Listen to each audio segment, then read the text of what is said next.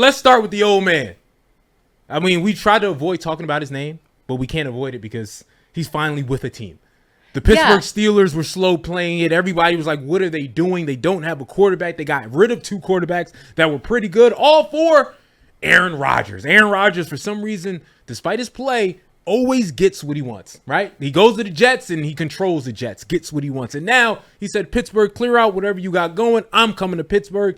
And he gets that too. So, I mean, I feel like we've already talked about our stand on where we are with Aaron Rodgers with the Pittsburgh Steelers. But let's reiterate that for a second. Dev, I'll start with you. Rodgers, Steelers, what do you feel about that matchup?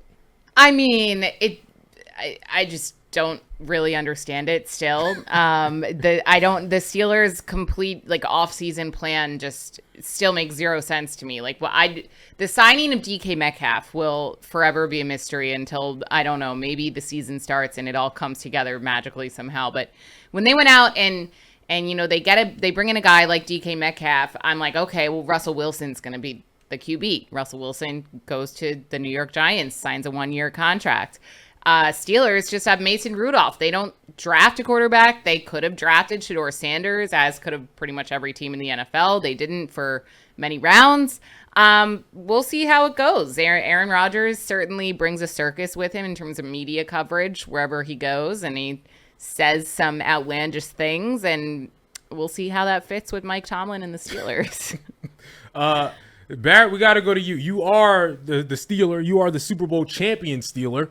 So you get to say more than anybody because your boy, old school 70s quarterback. Why am I blanking on his name? Bradshaw. Outright said, I hate it. I don't want it. Where do you stand as an alumni, Barrett Brooks, on this move? I know people are going to be like, what are you talking about? But I think it's a good move. I didn't like the way Aaron Rodgers did the whole situation. For him to, hold that team hostage like that was wrong. And it wasn't necessarily the Steelers that were doing it. It was all A-Rod doing it. He signed a 1-year deal. And when you look at what he brings to the table, he had an Achilles last year before last.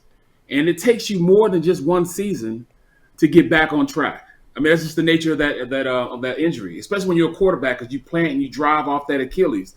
So, of course, he wasn't going to be that good, last year. But I think this year he comes in, he's got a system now that I think that he can win.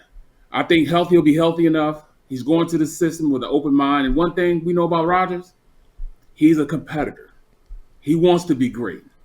He has some weapons in there. It was a run first offense last year. They need to even it up a little bit. But I see, I see him being a good offense with him at the hold. And I still think that when you look at him, the Steelers are coached by one of the best coaches in the NFL. So I still think that's a strength. So because of that, I think they'll be okay.